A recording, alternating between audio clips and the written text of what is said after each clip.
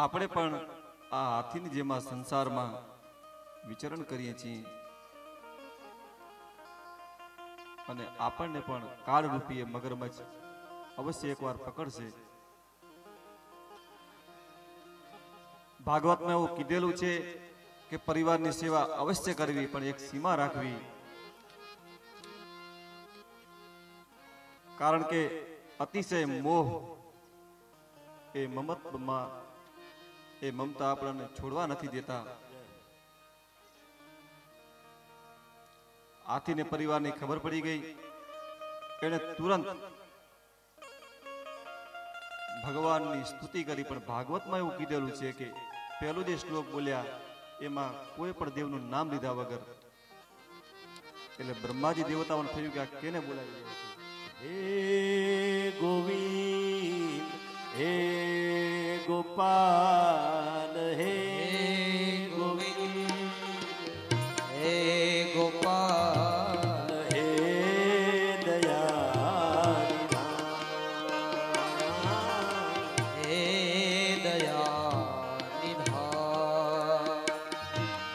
હે ગોવિંદ રાખો શરણ હે ગોવિંદ રાખો શરણ અબ તો જીવન હારે અબ તો જીવન હારે નીર પીવન હે હું ગયો નીર પીવન હે તું ગયો સિંધુ કે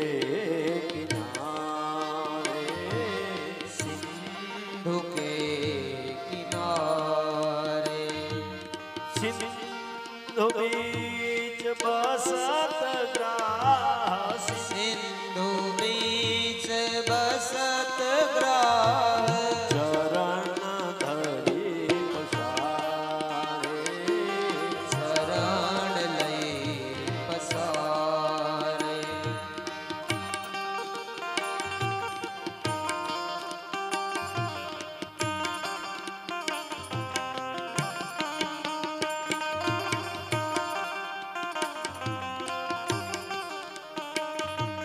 चार प्रहर युद्ध भयो चार प्रहर युद्ध भयो ले गयो मझधारे लई गयो मझधारे नाक कान डूबत लागे नाक कान डूबन कृष्ण को पुकारे कृष्ण को पुकारे हे गोविंद हे गोपाल हे गोविंद हे गोपाल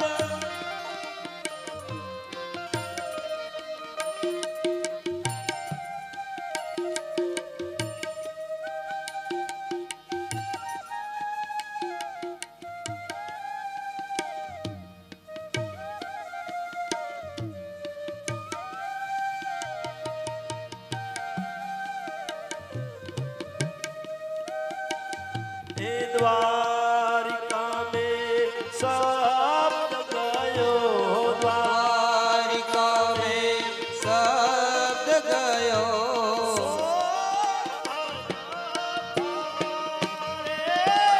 सोर भयो भारे शंख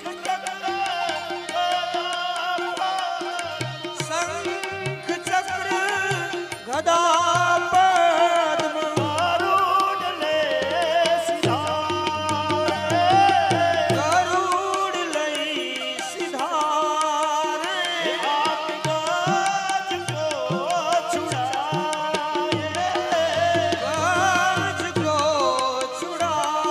तो कवियों की रचना है। कवियों नाम लीधु भागवत में हाथी जे पुकारे कोईनु नाम नहीं लीधु। नमो नमस्ते अखिल कारणाय नमो नमस्ते अखिल कारणाय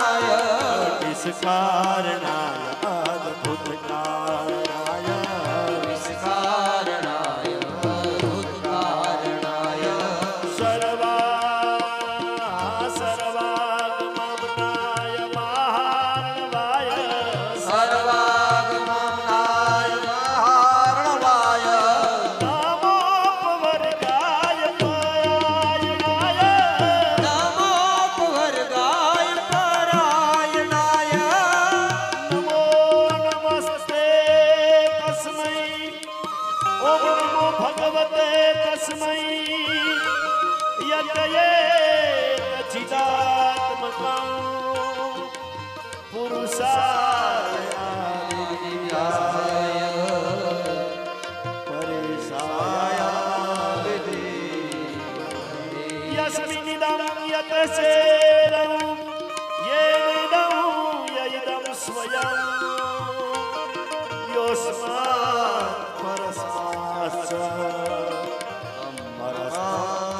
प्रपद्ये स्वयं भुवं नमो नमस्ते अखिल कारणाय ओ नमो नमस्ते अखिल कारणाय नमो नमस्ते अखिल कारणाय नमो नमस्ते अखिल कारणाय अखिल कारणाय अखिल कारणा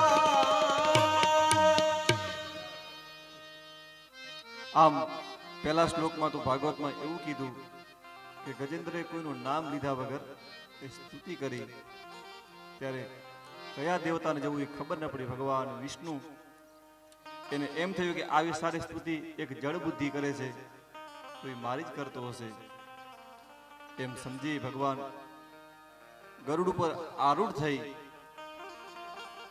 અને સરોવરની નજીક આવ્યા. એની સૂંઢ પકડી અને બહાર ખેંચ્યું. એ મગર પણ એ હાથીની સાથે બહાર આવી ગયો. ભગવાને પોતાના સુદર્શન ચક્રથી એ મગરનું મોટું ફાડી નાખ્યું અને એમાંથી એક દિવ્ય પુરુષ ઉત્પન્ન થયું.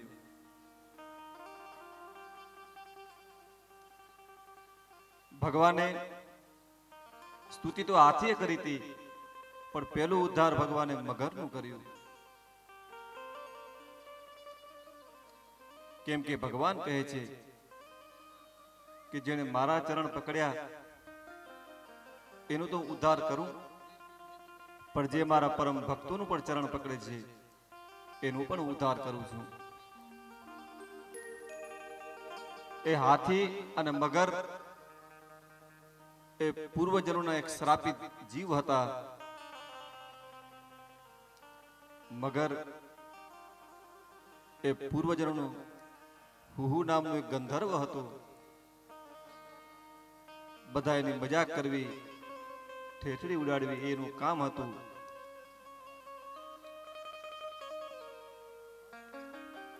એક સમયે દેવલ નામના ઋષિ જળમાં રહી અને સંધ્યા ઉપાસના કરતા હતા, ભગવાનને અર્ઘ્ય આપતા હતા. ત્યારે ગંધર્વ ડૂબકી મારી અને ઋષિનું પગ પકડ્યું. ઋષિ ગભરાઈ ગયા અને પોતાની સાધના મૂકીને પાણીની બહાર ભાગી ગયા. એ ગંધર્વ બહાર આવીને હસવા લાગ્યો અને કહેવા લાગ્યો, મહારાજ આવડા બધા ડરું છું. ઋષિને ક્રોધ ચડ્યો, મૂર્ખ, તું બધાયની મજાક કરસ, તને પગ પકડવાનો બહુ શોખ છે, જા તું મગર થઈ જા. આમ એને શ્રાપ મળ્યો.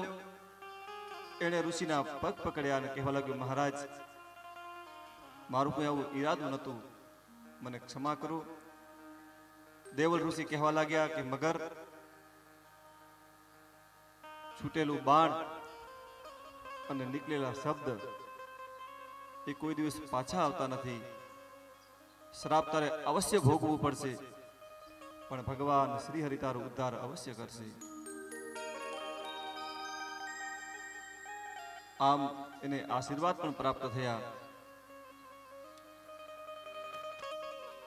આથી એ પૂર્વજન્મમાં ઇન્દ્રદ્રુમ નામનું એક મોટું રાજા હતું. ભગવાન શિવનું પરમ ભક્ત હતો. બ્રાહ્મણોની સેવા કરતો હતો, પણ કોઈ બી વસ્તુ અતિશય થઈ જાય એટલે વિપરીત ફળ આપવાનું ચાલુ કરી દે. એ રાજાને થયું કે હું જ્ઞાની છું, સર્વસ્વ ત્યાગ કરી અને જટા રાખી અને સાધુ વેશમાં એ ફરવા લાગ્યો. એક સભામાં એ બેઠો હતો ત્યારે અગત્ય ઋષિ આવ્યા. બધાએ એ ઋષિનું સન્માન કર્યું, પણ આ જડ બુદ્ધિ એને ઋષિ સામે જોઈને મોઢું ફેરવી નાખ્યું. અગત્ય કહેવા લાગ્યા, ક્ષત્રિય થઈ અને સાધુ સંત દેખાડી રહ્યો છે.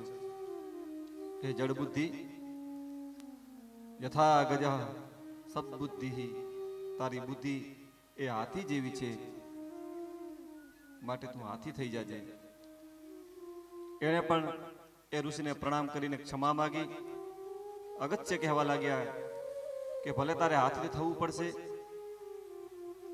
પણ એ હાથીની યોનિમાં પણ તને ભગવાનની સ્તુતિ કરતા આવડશે અને પરમાત્મા તારો ઉદ્ધાર કરશે. સુખદેવજી કહેવા લાગ્યા, પરીક્ષિત, આ પ્રમાણે પરમાત્મા એ હાથીનો ઉદ્ધાર કર્યો અને ત્યારબાદ સમુદ્ર મંથનની કથા આવી. એક વખત રાજા ઇન્દ્ર સર્વ ઐશ્વર્ય, ધન, લક્ષ્મી અને પદ પ્રાપ્ત થવાથી અભિમાની થઈ ગયો અને પોતાના હાથી ઉપર આરૂઢ થઈ અનેક સભામાં જતો હતો. સામે દુર્વાસા ઋષિ મળ્યા. દુર્વાસાએ જોયું કે ઇન્દ્ર એ હાથી ઉપર કેટલો શોભાયમાન છે, પણ એના ગળામાં હાર એટલે કે પુષ્પ માળા નથી. એટલે એમણે જે માળા પહેરી હતી એ ઉતારી અને એને ઇન્દ્રને આપી. ગર્વમાં ને અભિમાનમાં ઇન્દ્રએ એ માળા હાથીના માથા ઉપર નાખી અને હાથી જડ બુદ્ધિ પોતાની સૂંઢથી એ પગમાં કચરી નાખી. આ દ્રશ્ય જ્યારે દુર્વાસા મુનિએ જોયું, અને દુર્વાસા એટલે બીજું ક્રોધ, એનો ક્રોધ ફાટી નીકળ્યો અને ઇન્દ્રને શ્રાપ આપ્યો કે ઇન્દ્ર, તને લક્ષ્મીનું બહુ ગર્વ છે, માટે તું શ્રી, ઐશ્વર્ય અને પદથી ચૂત થઈ જા, તું રહિત થઈ જા. અને આ વાતની ખબર જ્યારે શુક્રાચાર્ય મહારાજને પડી કે દેવતાઓ શ્રાપિત થઈ ગયા છે, અને પોતે દૈત્યોને કહ્યું કે જાઓ તમે સ્વર્ગ પર આક્રમણ કરો, હવે દેવતાઓ કાંઈ નહીં કરી શકે. એ દૈત્યો પોતાના ગુરુના કહેવા પ્રમાણે એને સ્વર્ગ પર આક્રમણ કર્યું.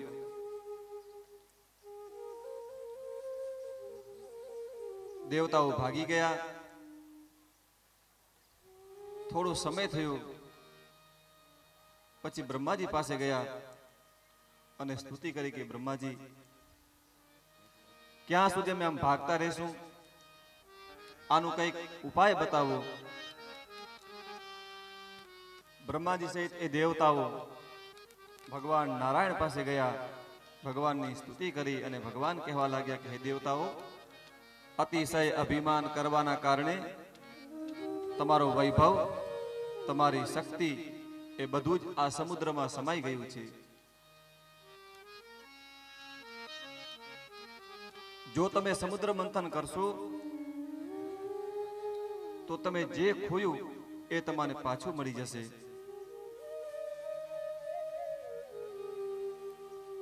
અને સમુદ્ર મંથન તમે એકલા ન કરી શકો, એના માટે તમારે દૈત્યોને, દાનવોને રીઝવવા પડશે.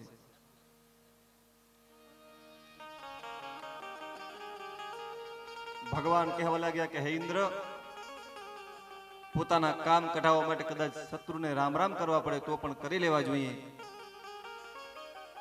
કારણ કે જ્યાં સોય કામ કરતી હોય ત્યાં તલવાર કામ ના આવે. એટલા માટે હે ઇન્દ્ર, તમે જાઓ, એ દૈત્યોથી સમાધાન કરો અને સમુદ્ર મંથન કરો. એમાંથી જે અમૃત નીકળશે એ તમને પ્રાપ્ત થશે.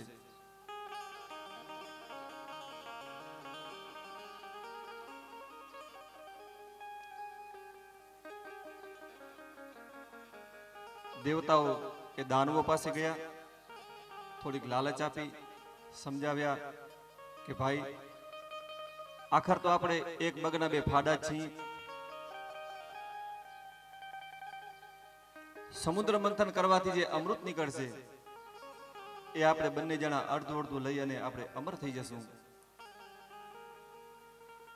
રાક્ષસોની ઓછી બુદ્ધિ હોય એ આ લાલચમાં આવી ગયા અને એમને હા પાડી દીધી.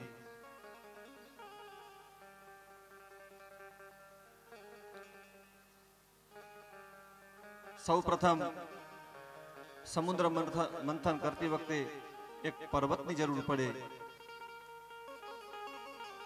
તો મંદરાચલ પર્વતની પસંદગી કરવામાં આવી. દેવતાઓ અને દાનવો એ પર્વતને લઈને આવતા હતા. અચાનક જ એ પર્વત ત્યાં નીચે પડી ગયો અને બે ટુકડા થઈ ગયા. કઈક દેવતાઓ અંદર દબાઈ ગયા, કઈક રાક્ષસો પણ દબાણા, અને જે બચ્યા એ રાક્ષસો ભાગી ગયા અને કહેવા લાગ્યા કે આવો ધંધો કરાય નહીં. અમૃત તો ક્યારે મળશે, પણ મોત પહેલા મળી જશે. આપણા શાસ્ત્રો આપણને એ સૂચન કરે છે કે શુભ કર્મ જ્યારે કરતા હોઈએ ત્યારે ભગવાન ગણપતિને અવશ્ય યાદ કરવા જોઈએ. લગ્ન હોય, ભજન હોય, હવન હોય કે કથા હોય, ભગવાન ગણપતિનું પૂજન અને પરમાત્માને યાદ કરવાથી વિઘ્ન આવતું નથી. આ દેવતાઓ અને દાનવો ભગવાન વિઘ્નેશ્વરને યાદ કર્યા વગર એ પર્વત ઉપાડવા ગયા. ભગવાન નારાજ થયા. પ્રથમ પહેલા સમરીએ રે એ સ્વામી તમને સુઢાળા.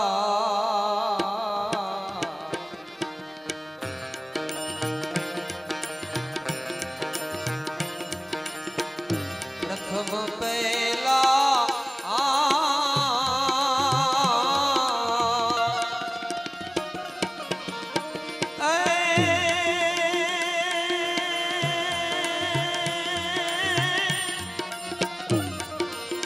એ સમરીએ રે સ્વામી તમને સુઢાળા.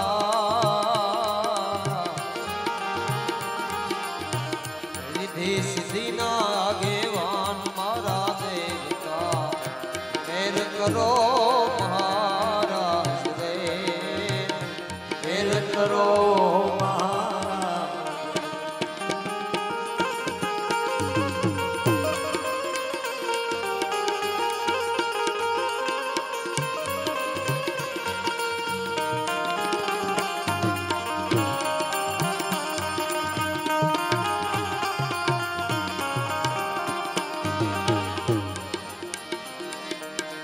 માતા રે કહીએ પાર્વતી રે સ્વામી તમને સુઢાળા. માતા રે કહીએ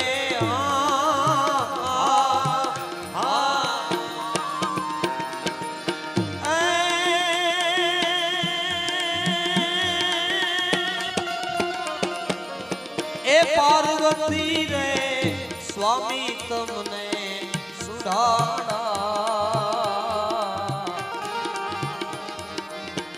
પિતા શંકર દેવ મારા દેવતા, પિતા છે શંકર દેવ મોડા દેવતા, મેર કરો મહારાજ રે, મેર કરો મહારાજ રે. પ્રથમ પહેલા સમરીએ સ્વામી તમને સુઢાળા. રિદ્ધિ સિદ્ધિના આગેવાન મારા દેવતા મેર કરો મહારાજ રે, મેર કરો મહારાજ રે. વક્રતુંડ મહાકાય સૂર્યકોટિ સમપ્રભ નિર્વિઘ્નમ કુરુ મે દેવ કાર્યેષુ સર્વદા. રિદ્ધિ સિદ્ધિના દાતાર મારા દેવતા મેર કરો મહારાજ રે, મેર કરો મહારાજ રે, મેર કરો મહારાજ.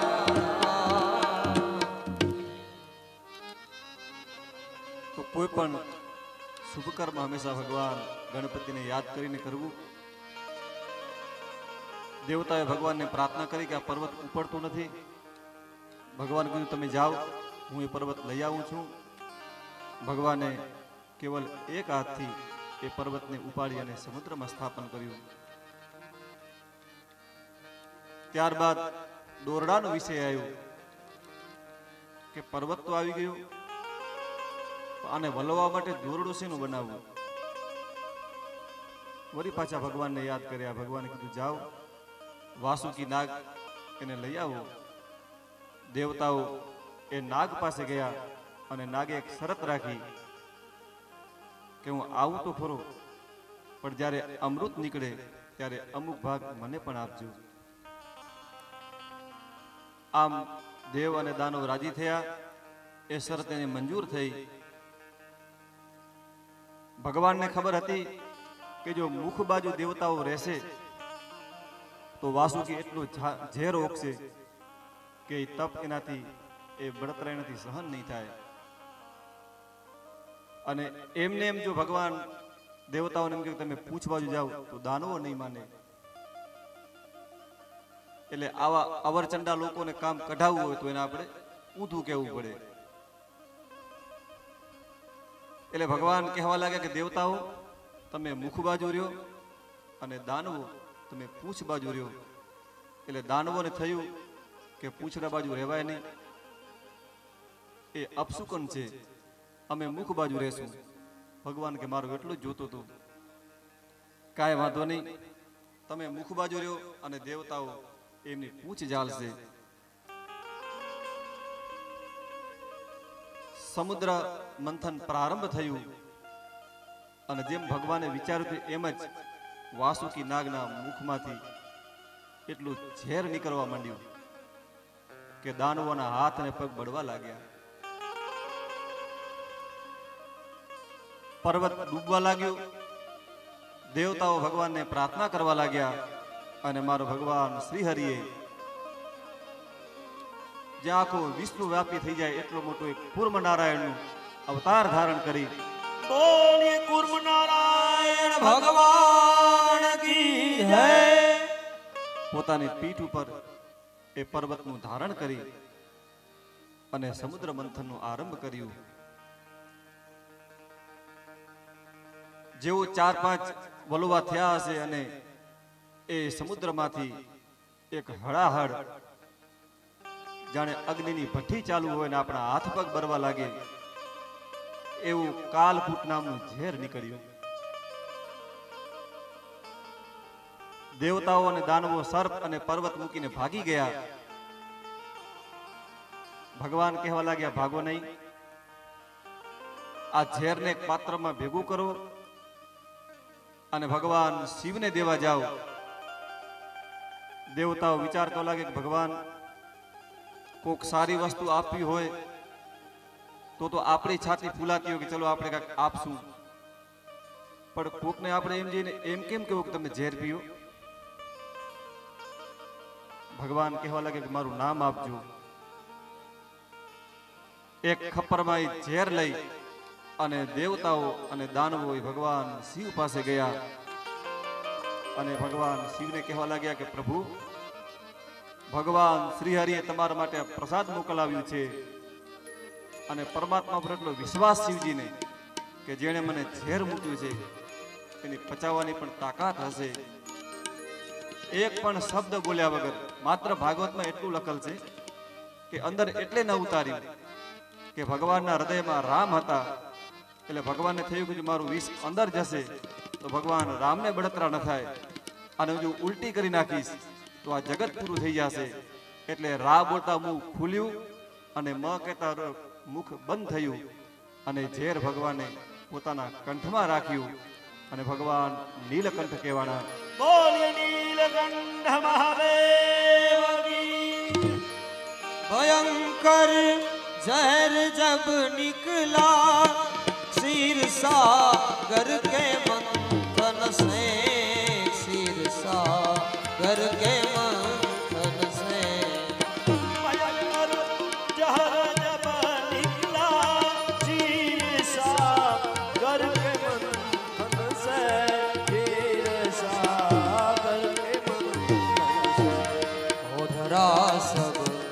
कंठ में पी कर धरा सब में पी कर विषधर हो तो ऐसा हो सदा शिव सर्ववर दाता दिगंबर हो तो ऐसा सदा शिव सर्ववर दाता दिगंबर हो तो ऐसा हो दिगंबर हो तो ऐसा देव महादेव भूतात्मन भूत भावन त्राहि न शरणापन्ना त्रैलोक्य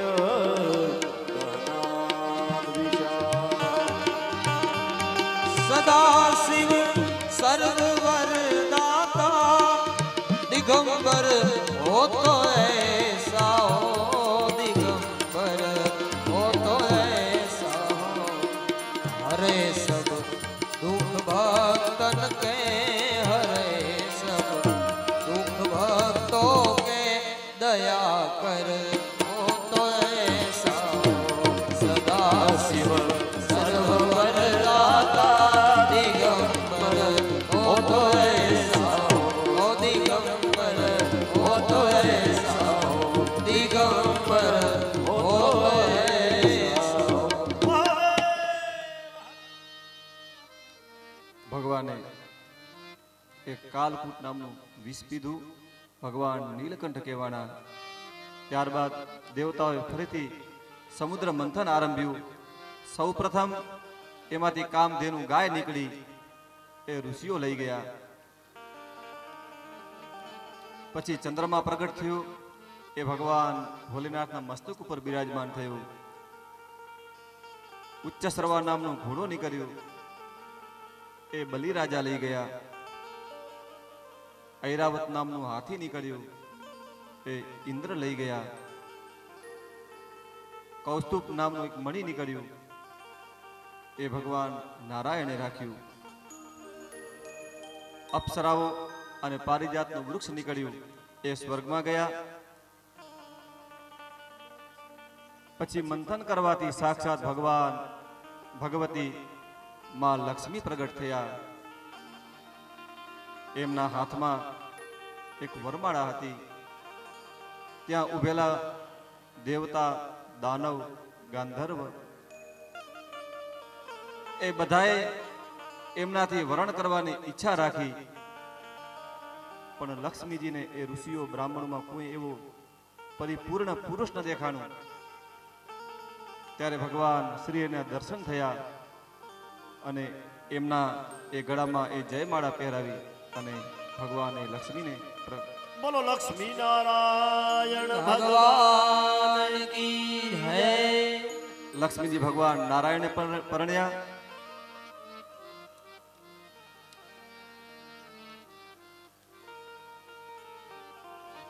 ત્યારબાદ વારુણી દેવી નીકળ્યા, એ અસુરો લઈ ગયા અને અંતે ભગવાન ધન્વંતરી હાથમાં અમૃત કળશ લઈ અને બહાર આવ્યા. બોલીએ ધન્વંતરી ભગવાન ભગવાન કી હૈ. આ ધન્વંતરી પણ એ ભગવાન વિષ્ણુનું જ અવતાર. દાનવોએ જોયું કે અમૃત આવી ગયું, વાસુકી નાગને મૂકી અને ધન્વંતરીના હાથમાંથી એ ઘડો લઈ અને ભાગ્યા. દેવતાઓ ચિંતા કરવા લાગ્યા. ભગવાન કહેવા લાગ્યા, દુખી ન થાવ અને ભરોસો રાખો.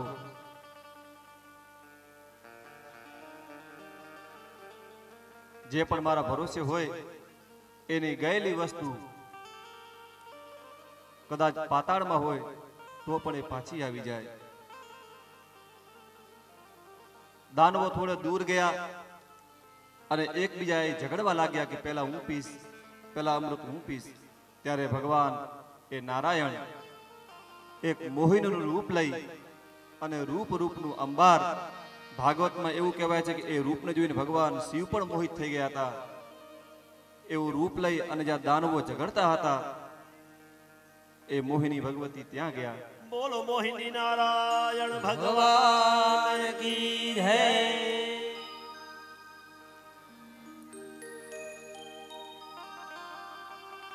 ભગવાનનું રૂપ જોઈ અને દાનવો એ અમૃતને સાઈડમાં મૂકી ભૂલી ગયા અને એ કન્યા સાથે લગ્ન કરવા માટે એકબીજા પડોપડી કરવા લાગ્યા.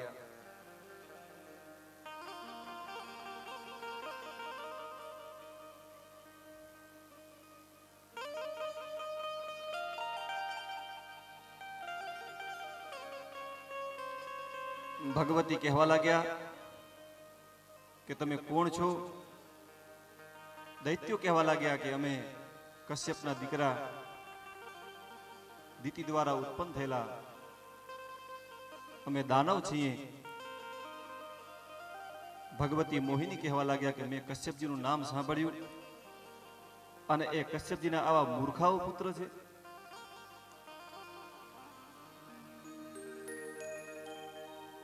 બલિ કહેવા લાગ્યો કે હે દેવી, તમે અમાને મૂર્ખા કહો છો? એવું તમે અમારામાં શું જોયું કે અમે મૂર્ખપણું બતાવ્યું હોય?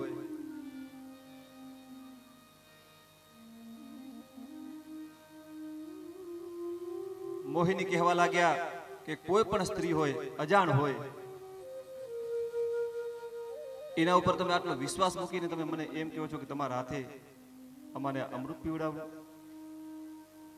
આવું તો મૂર્ખ કરી શકે. ભગવાને માત્ર ને ભોળવવા માટે આવા શબ્દ કહ્યા જેનાથી એને વિશ્વાસ બેસે અને અંદરો અંદર વાત કરવા લાગ્યા કે કેવી ઉચ્ચ કુળની આ સ્ત્રી હશે કે કહેવા છતાં પણ એ આપણાને અમૃત પીવડાવવાની ના કરે છે. દાનવ કહેવા લાગ્યા કે હે મોહિની દેવી, આ અમૃત તો તમારે જ પીવડાવવું પડશે. એ સમયે દેવતાઓ પણ ત્યાં આવ્યા. મોહિની કહેવા લાગ્યા કે શરત પ્રમાણે આમાંથી અડધું ભાગ એ દેવતાઓનું થાય. દાનવો ના પાડવા લાગ્યા કે એને અમે નહીં પીવડાવી. મોહિનીની મતિ ભ્રમિત કરી નાખી અને કહેવા લાગ્યા કે જુઓ, જેમ છાસ એક ગાગરમાં પડી હોય અને આસ ઉપર આવે અને જે ઘાટું તત્વ હોય નીચે બેસી જાય, એમ આ અમૃત નીકળ્યું ને ઘણી વાર થઈ ગઈ. સાચું તત્વ નીચે બેઠું છે અને ઉપર જે છે ખાલી પાણી છે, તો એ ખાલી એક એક ટીપું આવીને પાઈ દઉં અને નીચેનું જે સાર છે એ હું તમારે પીવડાવીશ. દેવતાઓ મોહિત થઈ ગયા.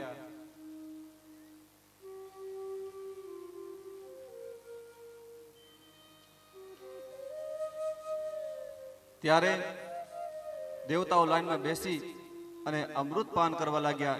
એ સમયે દાનવોમાં એક દૈત્ય હતું, એનું નામ સ્વરભાનુ હતું. એને ખબર પડી ગઈ કે નક્કી કોઈ છળકપટ થઈ રહ્યું છે.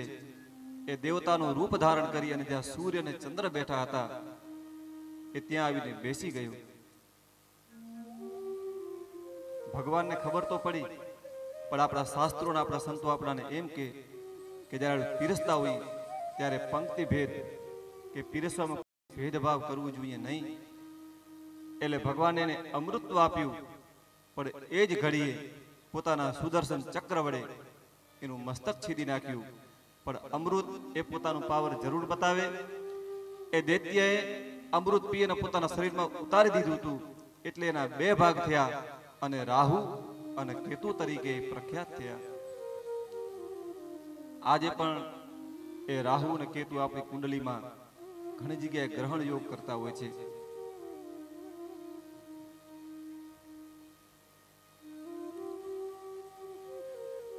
અમૃત પૂરું થઈ ગયું.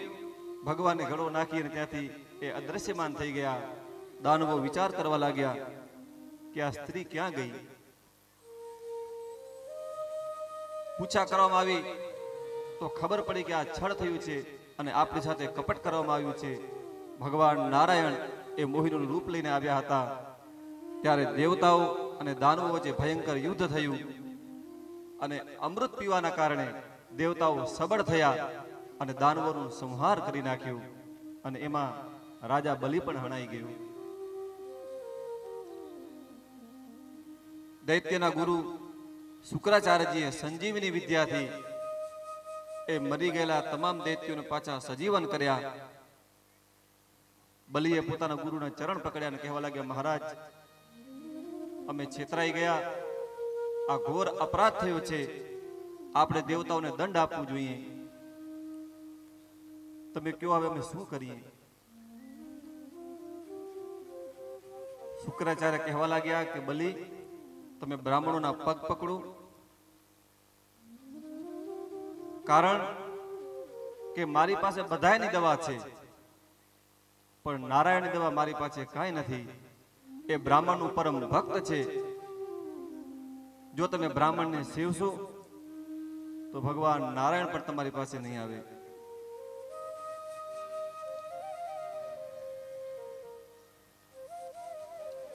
દૈત્યો બ્રાહ્મણોને પૂજવા લાગ્યા અને એમના પૂજનથી બ્રાહ્મણો સંતુષ્ટ થયા અને કહેવા લાગ્યા કે રાજા બલિ, તારી સેવાથી અમે પ્રસન્ન થયા છીએ, તારે કઈ માગવું હોય તો માગ. બલિ ડાયો થવા લાગ્યો કે બ્રાહ્મણો, મારે તમારી સેવા કરવી છે, મારે કાંઈ જોતું નથી. અને બ્રાહ્મણો ઘોડા ભાવમાં આવી ગયા અને યજ્ઞો દ્વારા એક એવો રથની ઉત્પત્તિ કરાવી, એવા શસ્ત્રો ઉત્પન્ન કરાવ્યા કે સાક્ષાત ભગવાન નારાયણ પણ એને ન હણી શકે.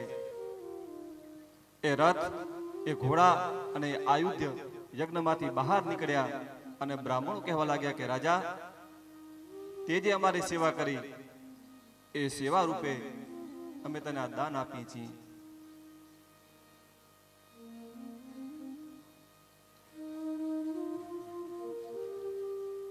દૈત્યો એ રથ ઉપર ચડી અને ફરી પાછું એને સ્વર્ગમાં આક્રમણ કર્યું અને રથના પ્રભાવથી ભલે કદાચ દાનવો દેવતાઓ મર્યા નહીં, પણ એને સ્વર્ગ મૂકી અને ભાગી ગયા.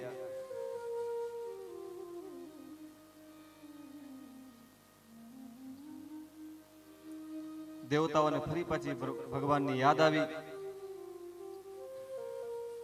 આ બાજુ દેવતાઓની માં અદિતિ એ પણ ખૂબ ચિંતા કરવા લાગ્યા અને પોતાના પતિ કશ્યપજીને કીધું કે મારા દીકરાઓ એના ઘર વગર આમ તેમ રખડી રહ્યા છે, કોઈક એવો મને ઉપાય બતાવો કે જેનાથી દેવતાઓને સ્વર્ગની પ્રાપ્તિ થાય. અને ત્યારે ઋષિ કશ્યપ કહેવા લાગ્યા કે અદિતિ, હું જ્યારે બ્રહ્માજી પાસે હતો ત્યારે બ્રહ્માજીએ મને પયોવ્રત નામનું એક વ્રત કહ્યું હતું. એ વ્રત તમે કરો, એ વ્રત કરવાથી તમારા પેટે ભગવાન નારાયણ ઉત્પન્ન થશે અને એ જ આ સમસ્યાનું સમાધાન કરશે.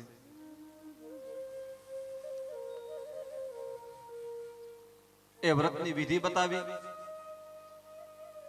આજે પણ આપણા શાસ્ત્રોમાં અનેક પ્રકારના વ્રતો છે અને એ વ્રત અવશ્ય ફળ આપે છે, પણ આપણી ચૂકના કારણે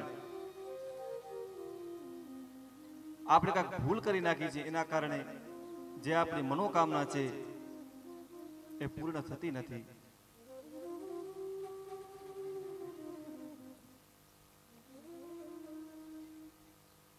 જેમાં જ એકાદશી છે, તો એકાદશીનું વ્રત રહેવું હોય તો દસમનો અડધો દિવસ, એકાદશી આખી અને બારસનો અડધો દિવસ, આ પૂર્ણ એકાદશી કહેવાય અને તો એનું ફળ મળે. અત્યારે ખબર નહીં ક્યાંથી આવી ગયું છે કે 12 વાગે લઈને કે વ્રત પૂરું થઈ ગયું. એ ખોટું છે, એનું ફળ મળે જ નહીં કોઈ દિવસ. 12 વાગે તારીખ બદલે, તિથિ જ્યારે સૂર્ય ઉગે ત્યારે તિથિ બેસે અને જ્યારે પાછલા દિવસનું સૂર્ય ઉદિત થાય ત્યાં સુધી તિથિ રહે. એટલા માટે વ્રત કરવું હોય તો પૂર્ણ કરવું જોઈએ. એમ આ પયોવ્રતની વિધિ કશ્યપજી એ અદિતિને કહેવા લાગ્યા કે અદિતિ, જે કોઈ સ્ત્રીને પુત્ર ન હોય એ સ્ત્રીએ 12 દિવસનું વ્રત કરવું, ફાગણ સુદ એકમથી લઈ અને ફાગણ સુદ 12 સુધી. મહાવદ અમાસના દિવસે એક ભૂંડ દ્વારા, આપણે કેમ ઘણી વખત ઉકેડામાં આંખલા ઓલા શીંગડા મારી મારીને બધું ખોદતા હોય, એમ ભૂંડ પણ ઘણી વખત માટી ખોદતા હોય છે. તો ભૂંડ દ્વારા ખોદેલી માટી એ પાણીમાં પલાળી અને પોતાના પેટમાં લગાવવી, એ અમાસના કરવું અને એકમથી એ વ્રતનું પ્રારંભ કરવું અને 12 દિવસ સુધી કેવલ ને કેવલ દૂધ પીવું, બીજું પાણી કે અન્ન કે ફલાહાર કાંઈ પણ ન જમવું.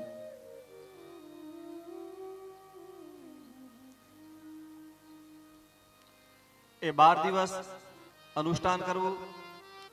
ઓમ નમો ભગવતે વાસુદેવાય અથવા તો જેને આપણે માનતા હોઈએ એ મંત્ર દ્વારા અનુષ્ઠાન કરવું, ભગવાનની પૂજા કરાવવી, બ્રાહ્મણોને બોલાવવા, નિત્ય હોમ કરવું,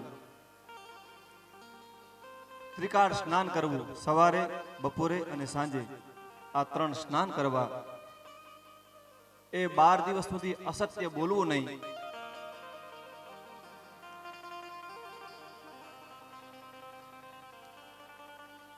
અને હે અદિતિ, કોઈ પણ સ્ત્રી આ શાસ્ત્ર અનુસાર આ વ્રત કરે શ્રદ્ધાપૂર્વક અને વિધિપૂર્વક, તો ભગવાન બંધાયેલા છે, ભગવાન એને અવશ્ય ફળ આપે.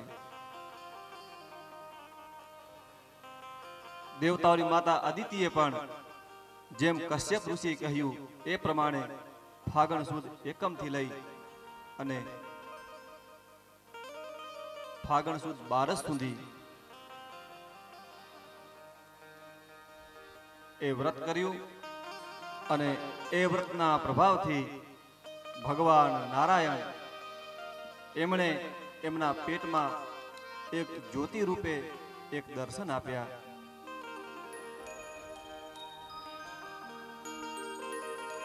માં અદિતિ સમજી ન શક્યા કે આ કોણ છે.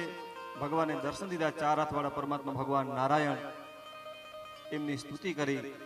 ભગવાન કહેવા લાગ્યું કે માં, સમય આવે હું તમારા આ ગર્ભમાંથી અવતાર ધારણ કરીશ અને ભાદરવા સુદ 12 એ સમય શ્રવણ નક્ષત્ર શુક્લ પક્ષની 12 અને અભિજીત સમય એટલે કે બપોરના સમયે ભગવાન નારાયણે અદિતિના પેટથી પ્રાદુર્ભાવ થયો અને ભગવાન વામન તરીકે પ્રગટ થયા. બોલીએ વામન ભગવાન કી જય.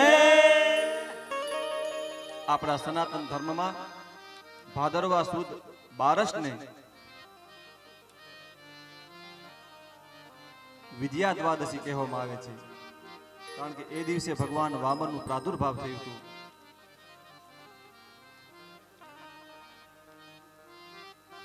બ્રાહ્મણોએ ભગવાનના જાતકર્મ કર્યા. બ્રહ્માજી યજ્ઞોપવિત આપી. ભૂમિ દેવીએ એને કૃષ્ણ મૃગનું ચામડું એટલે કે ઉપર ઉઠવા માટે ઉપવસ્ત્ર આપ્યું. ચંદ્રએ દંડ આપ્યું. માતા અદિતિએ લંગોટ આપી. આ આકાશે એને છત્ર આપ્યું. સપ્ત ઋષિઓએ બેસવા માટે દર્ભનું આસન આપ્યું. અને સરસ્વતીજીએ રુદ્રાક્ષની માળા, કુબેરે ભિક્ષા પાત્ર આપ્યું. અને ભગવાન બટુક અવતાર ધારણ કરી. અને જ્યાં બલિરાજા એક મહા મોટો યજ્ઞ વિશ્વજીત માટે યજ્ઞ કરી રહ્યો હતો, એ ભૃગુ કચ્છ કદાચ અત્યારે ભરૂચ કહેવાય છે, નર્મદાની કિનારે યજ્ઞ કરતો હતો. અને ભગવાન નારાયણ ત્યાં પધાર્યા. વિષ્ણુ વામન થઈ ચાલ્યા રે, વિષ્ણુ વામન થઈ ચાલ્યા રે. ઓ આજ વિષ્ણુ વામન થઈ ચાલ્યા રે, આજ વિષ્ણુ વામન થઈ ચાલ્યા રે. હટાડવા બીજો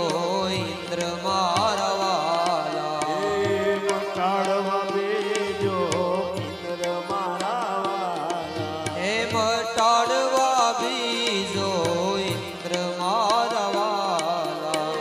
મટાડવા બીજો ઇન્દ્ર મારા વાલા. આજ વિષ્ણુ વામન થઈ ચાલ્યા રે. આજ વિષ્ણુ વામન થઈ ચાલ્યા રે. હરિ બોલ.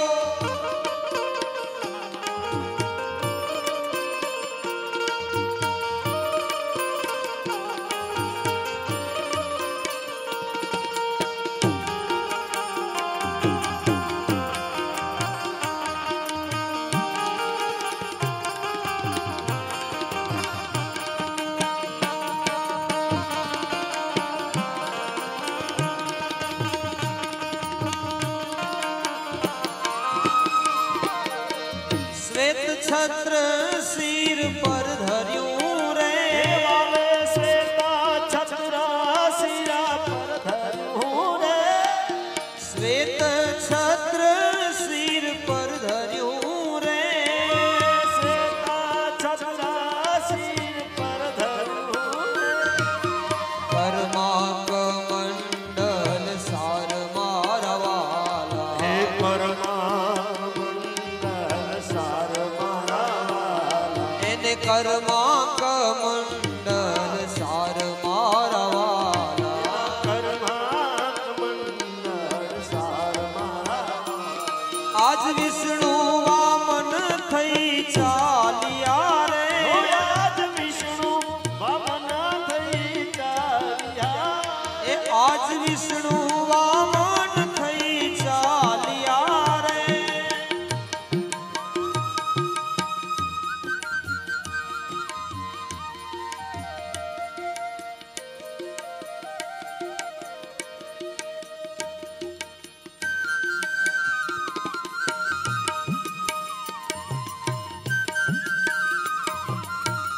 હરિ બોલ.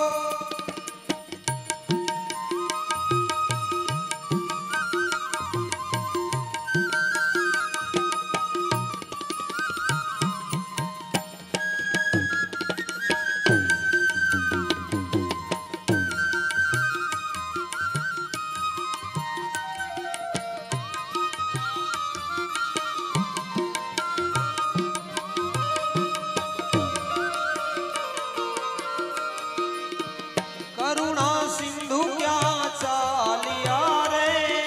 કરુણા સિંધુ ક્યાં ચાલ્યા. ઓ કરુણા સિંધુ ક્યાં ચાલ્યા રે. કરુણા સિંધુ ક્યાં ચાલ્યા. એવી અધૂરી છે અમાસ મારા વાલા.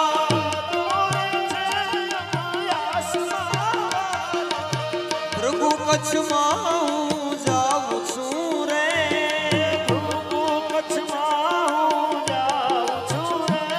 ઓ ભૃગુ કચ્છમાં હું તો જાઉં છું રે.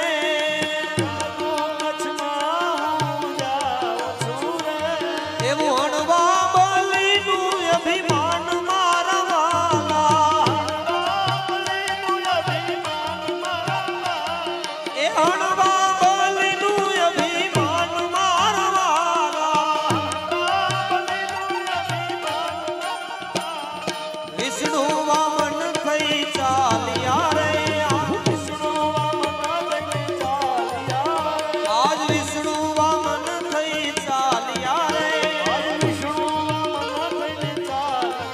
ઓ આજ વિષ્ણુ વામન થઈ ચાલ્યા રે. બોલે વામન નારાયણ ભગવાન કી જય.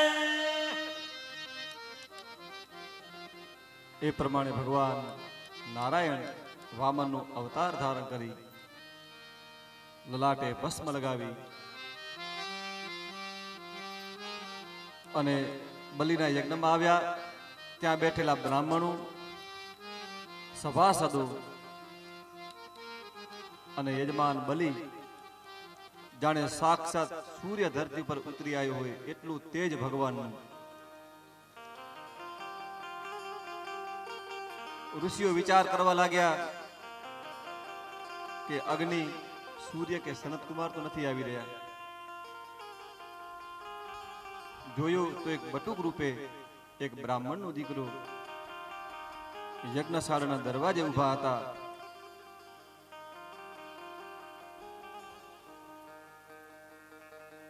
રાજા બલિએ દોડી અને ભગવાનના ચરણ સ્પર્શ કર્યા અને એમનું સ્વાગત કરવા લાગ્યું.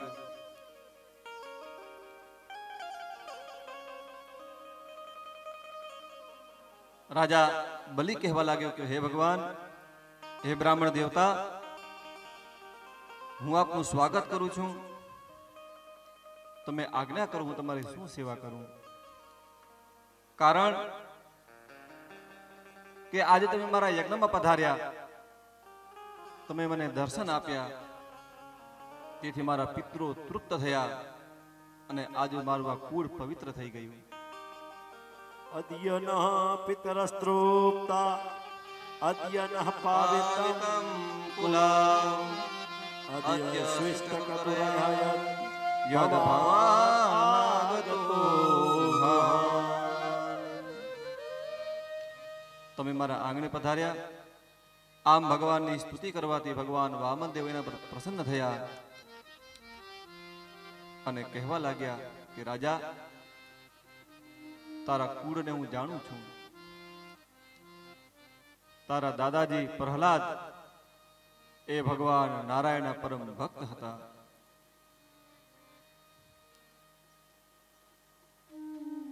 રાજા, મારે તારી પાસે ઘણું બધું નથી જોતું, કેવલ ને કેવલ મને 3 ડગલા ધરતી આપ. આ સાંભળી અને રાજા બલિ હાસ્ય કરવા લાગ્યો. એ બ્રાહ્મણ દેવતા, આ તમે શું માગ્યું?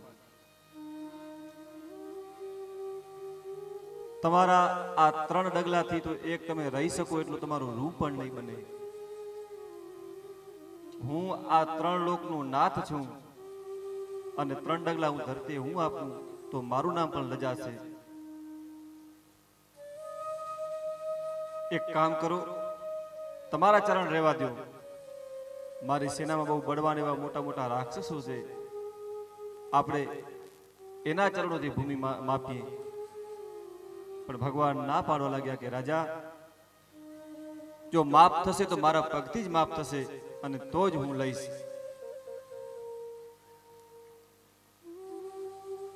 રાજા કહેવા લાગ્યો, અરે બ્રાહ્મણ, તમારે માગતા પણ ના આવડ્યું.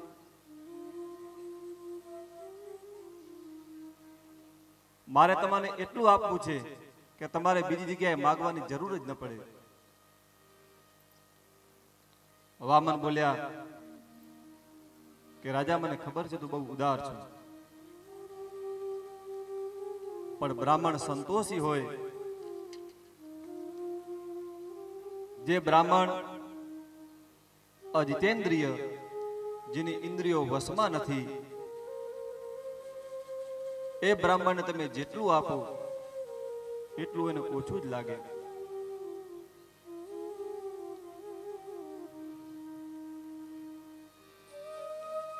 અસંતોષીને કદાચ તમે 3 લોક આપી દો તો પણ એની ઈચ્છા હોય કે કાક હજી કાક ખૂટે છે, કાક ખૂટે છે. એને સંતોષ નથી.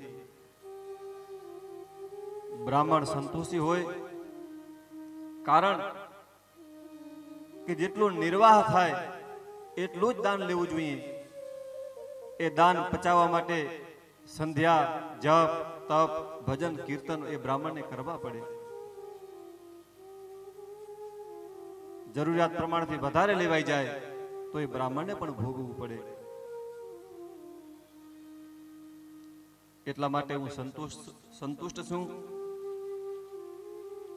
બસ મેં તને જેટલું કીધું એટલું મને આપ.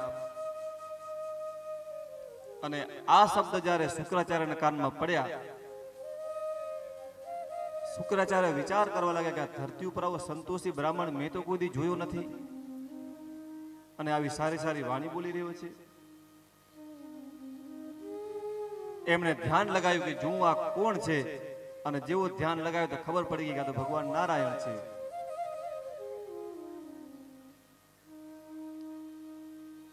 રાજા કહેવા લાગ્યો કે મહારાજ, હું તમને વચન આપું છું કે હું તમને ધરતી અવશ્ય આપીશ, પણ કદાચ વધારે માગો તો સારું. ભગવાને ના પાડી. રાજા બલિ કહેવા લાગ્યો કે તમારા ચરણ અનુસાર તમે ધરતી માપી લ્યો. ભગવાન વામન કહેવા લાગ્યા કે રાજા, શાસ્ત્રનું અને વેદનું નિયમ છે કે સંકલ્પ વગર દાન લેવાય નહીં, અને યજમાને પણ સંકલ્પ કર્યા વગર દાન દેવાય નહીં.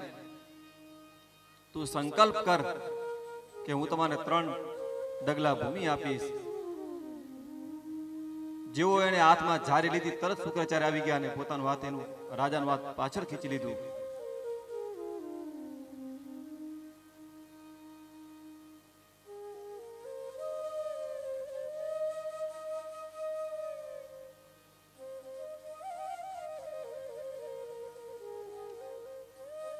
શુક્રાચાર્ય કહેવા લાગ્યા, અરે મૂર્ખ, તું આને ઓળખતો નથી. આના 3 ડગલા એ તને વહમાં પડી જશે. આ 2 ચરણમાં જ આ ધરતી, આકાશ અને બ્રહ્માંડ માપી લે છે, અને ત્રીજું ચરણ ક્યાં મૂકવું એ તારી પાસે જગ્યા પણ નહીં વધી હોય. રહેવા દે. આ કોઈ બટુક કે વામન નથી, આ સાક્ષાત નારાયણ છે, જે હમણાં થોડા સમય પહેલા જ તમને સ્ત્રી અવતાર ધારણ કરીને છેતરી ગયો હતો.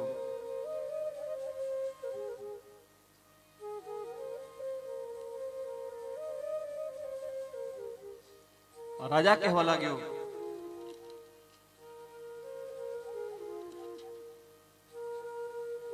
કે તમે એમ કહો છો કે આ નારાયણ છે, તો હું કેટલો અહોભાગી છું કે આખી ધરતીને નારાયણ આપે છે, ને નારાયણ મારા કણે માગવા આવ્યા છે.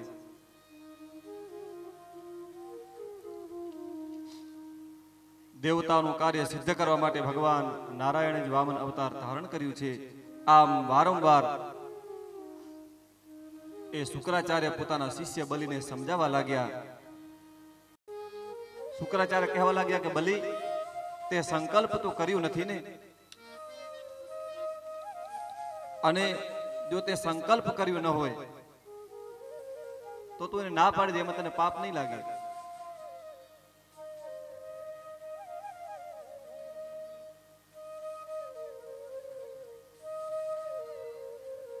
હજી પણ રહેવા દે,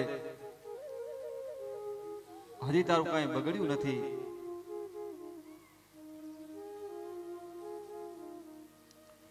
અને શુક્રાચાર્ય કહેવા લાગે કે એવું દાન કોઈ દિવસ ન કરવું જોઈએ કે દાતા ભિખારી થઈ જાય તો એની અપકીર્તિ લાગે. માટે દાન હંમેશા વિચારીને કરવું અને પોતા પ્રમાણે કરવું. પોતાનો નિર્વાહ, પોતાની આજીવિકા ખતમ થઈ જાય, પોતા પાસે કઈ વધે નહીં એટલું દાન કરવું એ પણ એક પાપ છે.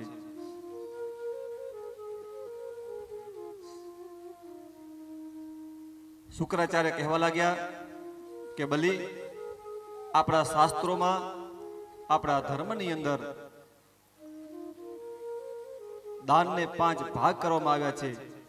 જે આપણી સંપત્તિ હોય એના 5 ભાગ કરવા, અને 5 ભાગ અનુસાર દાન અને ખર્ચ કરવાથી આજીવિકામાં કોઈ દિવસ કાંઈ વાંધો આવતો નથી. કોઈ વ્યક્તિ 1 લાખ રૂપિયા મહિને કમાતો હોય તો એમાં 5 ભાગ કરે એટલે 20,000 રૂપિયા થાય. એમાંનો પહેલો ભાગ જે આપણે ધર્મમાં ઉત્પન્ન થયા હોય એ ધર્મમાં ખર્ચ કરવો જોઈએ. બીજો ભાગ પોતાનો યશ વધે, પોતાની કીર્તિ વધે, એટલે કે ગૌશાળામાં